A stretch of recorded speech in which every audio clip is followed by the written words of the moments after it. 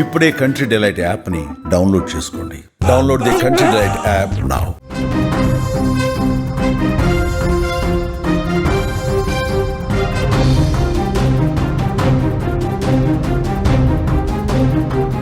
Breaking news చూస్తున్నాం. సంగారెడ్డి జిల్లాలో విషాదం నెలకొంది. బర్కతుల్లా ఖాన్ అనే వ్యక్తి బలవన్ మరణానికి పాల్పడ్డాడు. అమీన్పూర్ చెరువులోకి దూకేశాడు బర్కతుల్లా ఖాన్. చెరువు గట్టుపై ఒక లెటర్ను పెట్టాడు.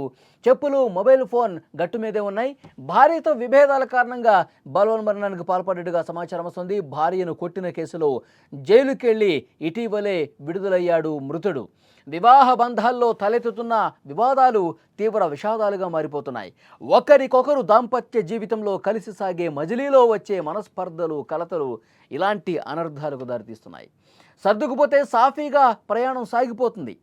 ఇలాంటప్పుడు ఏవో చిన్న చిన్న ఒడిదుడుకులు వస్తూ ఉంటాయి. వాటిని మనసు మీదకి తీసుకుంటే ప్రాణాలు పోగొట్టుకుని ఈ విధంగా విషాదంగా మారుతున్నటువంటి పరిస్థితి ఉంది.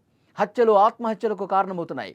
తాజాగా భార్యతో విభేదాలతో మరొక వ్యక్తి బలవన్ మరణానికి పాల్పడ్డటువంటి పరిస్థితి ఉంది. భార్యపై దాడి చేసి జైలుకెళ్ళి వచ్చాక తనువు చాలించాడు. తన బాధను ఒక పేపర్ మీద పెట్టి దానికి చెరువు గట్టు మీద ఉంచి ప్రాణాలు పాల్పడ్డ పరిస్థితి, ప్రాణాలు తీసుకున్నటువంటి పరిస్థితి.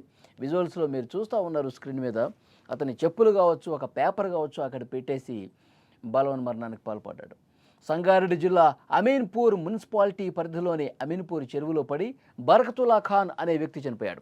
హఫీజ్పేట్ ఆదిత్యనగర్ కాలనీకి చెందిన బర్కతుల్లా ఖాన్ తన భార్యతో గత కొంతకాలంగా విభేదాలు నడుస్తున్నాయి. అనుమానంతో ఆమె మీద గొడవ కూడా పడ్డాడు చాలా సందర్భాల్లో. ఈ గొడవల కారణంగా కేసులు నమోదయ్యాయి. కేసులు నమోదైన తర్వాత అతను జైలు శిక్ష కూడా అనుభవించాల్సిన పరిస్థితి. భార్యను చితకబాదిన కేసులో అతడికి జైలు శిక్ష వేసింది కోర్టు. జైలు నుంచి వచ్చాక తీవ్ర మనస్తాపంతో అతడు బలవన్ మరణానికి పాల్పడ్డాడు. ఎందుకంటే అతను జైలు నుంచి తిరిగి వచ్చిన తర్వాత భార్యను కొట్టాడు, అందుకే జైల్లో పెట్టాడని చెప్పి చాలామంది ఆ విధంగా ఆయన్ని తక్కువ చూసినటువంటి పరిస్థితి ఉంది. ఆయన చిన్న చూపు చూసిన పరిస్థితి. ఇక అతను కొద్దిగా ఇబ్బందికి గురయ్యాడు. బర్కతుల్లా ఖాన్ పూర్తిగా అతను అదే ఆలోచనతో ఉండిపోయాడు. ఇక సూసైడ్ చేసుకుందామని చెప్పి భావించి అమీన్పూర్ చెరువు దగ్గరికి వెళ్ళాడు, ప్రాణాలు తీసుకున్నాడు. చనిపోయే ముందు చెప్పులు, మొబైల్ ఫోను, తన ఆత్మహత్యకు కారణాలు ఇవన్నీ కూడా లెటర్ మీద రాసి చెరువు మెట్లపై వదిలి వెళ్ళిపోయినటువంటి పరిస్థితి ఉంది. ఈ మధ్యకాలంలో బలవన్ మరణాలు పెరిగిపోవడం ఆందోళన కలిగిస్తోంది. బలవంతంగా చనిపోవడానికి ప్రధాన కారణాల్లో ఒకటి కుటుంబంలో కలహాలు. చిన్న చిన్న విషయాలకు కూడా చాలామంది జీవితాన్ని అర్ధాంతరంగా ముగించేసి వాళ్ళ కుటుంబాన్ని తీవ్ర విషాదంలోకి నెట్టేస్తున్నటువంటి పరిస్థితి.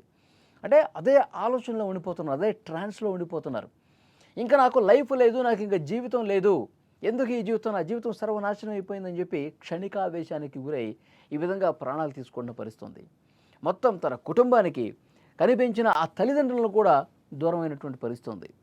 దానికి కారణం ఏంటి? ఒకసారి జైలుకి వెళ్ళి వచ్చాడు. జైలుకి వెళ్ళి వస్తే పూర్తిగా తన పరువు, ప్రతిష్ట మొత్తం పోయింది. ఊళ్ళో తలెత్తుకుని తిరగలేని పరిస్థితి ఏర్పడింది. జైలుకి వెళ్ళి వచ్చాడని చెప్పి ఆ ముద్ర పడిపోయింది. ఇంకా నేను ఎందుకు బతకాలి, తప్పు నేను ఒక్కడనే చేసినట్టుగా నిందలు మొత్తం నా వైపే ఉన్నాయి, ఇంకా నేను బతకడం వేస్ట్ అనుకుని ఈ విధంగా మానసికంగా చాలా క్షోభకు గురైపోయి, ఆవేదనకు గురైపోయి సూసైడ్ చేసుకున్న పరిస్థితి. మరి సూసైడ్ నోటు కూడా ఒకటే రాసినట్టుగా కనిపిస్తోంది. స్క్రీన్ మీద మీరు చూడొచ్చు. డైరెక్ట్గా చెరువు దగ్గరికి వెళ్ళాడు, సూసైడ్ నోటు ఒకటి రాశాడు, చెప్పులు కూడా అక్కడే వదిలేశాడు, వెంటనే దూకేసి ఆత్మహత్యకు పాల్పడ్డాడు. చాలా దారుణమైనటువంటి విషయం. కుటుంబ సభ్యులు రోధిస్తూ ఉన్నారు, వారి పేరెంట్స్ కూడా రోధిస్తూ ఉన్నారు. ఈ విధంగా ఎందుకు చేశావు అని చెప్పి వాళ్ళందరూ కూడా తీవ్ర దుఃఖంలో, శోకంలో ఉన్నటువంటి పరిస్థితి ఉంది. అందుకే ఒక్కసారి ఆలోచించాలి. కుటుంబంలో మనస్పర్ధలు ఉంటే, ఫ్యామిలీలో ఇబ్బందులు ఉంటే కౌన్సిలింగ్ తీసుకోవాల్సిన అవసరం ఉంది. దీనికి ప్రతి సమస్యకి ఒక పరిష్కారం తప్పకుండా ఉంటుంది. మన కష్టాలు తొలగిపోవటానికి కొన్ని దారులు ఉంటాయి. మనకి ఏ దారి లేదు, నా జీవితం ఒక ముళ్ళదారి అయిపోయింది, నాకు ఇంకా బతుకు లేదు అనుకోవటం అనేది తప్పు. ఇలాంటి మానసికంగా ఇబ్బంది పడే వాళ్ళకి మీరు ఫ్రెండ్స్ కావచ్చు, కుటుంబ సభ్యులు కావచ్చు, ఎవరైనా సరే అలాంటి వారిని దగ్గరికి తీయండి, చేరదీయండి, వారితో సంతోషంగా గడపండి. వాళ్ళకి జీవితానికి ముందు సంతోషం ఉందని చెప్పండి. అవసరమైతే ఫ్యామిలీ కౌన్సిలర్స్ ఉంటారు, వాళ్ళ దగ్గరికి కూర్చోబెట్టండి. వాళ్ళ బ్రెయిన్లో ఉన్నటువంటి అలాంటి ఆలోచనలు, ఒక నెగటివ్ థాట్స్, ఆత్మహత్య వైపు తీసుకెళ్లేటువంటి అలాంటి ఆలోచనలు అన్నీ కూడా వాళ్ళు పక్కకు తీసేస్తారు.